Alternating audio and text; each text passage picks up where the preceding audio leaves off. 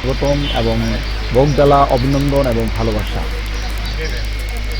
আজকে আমরা নতুন একটি ভিডিও নিয়ে প্রতিদিনের মতো আপনাদের সামনে হাজির হয়েছি। আজকের বিষয় হলো এলপিজি গ্যাস সিলিন্ডার।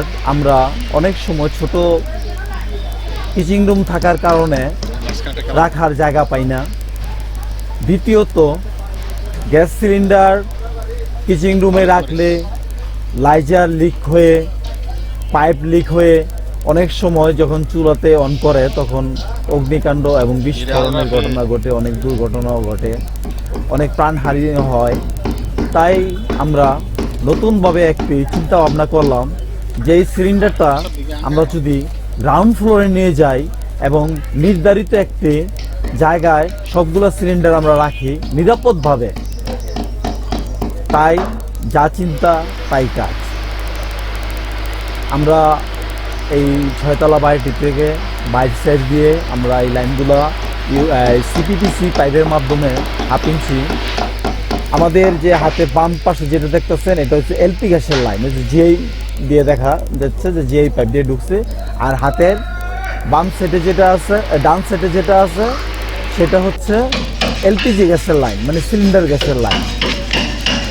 তো আপনারা আমাদের সাথে থাকুন এবং দেখুন। প্রতিদিন আমাদের জন্য আমরা নতুন নতুন ভিডিও আপলোড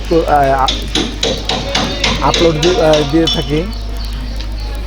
তো আপনারা আমাদের চ্যানেলটা যদি একটু ভালো লাগে আপনারা সাবস্ক্রাইব করুন, বেল বাটনটি টিপুন এবং একটি লাইক দিন এবং নিয়মিত আমাদের ভিডিওটা দেখুন। এই বলে আমি আপনাদের কাছ থেকে বিদায় নিচ্ছি। আপনারা ভালো থাকেন, ভালো থাকবেন এবং দোয়া করি আমাদের পাশেই থাকবেন।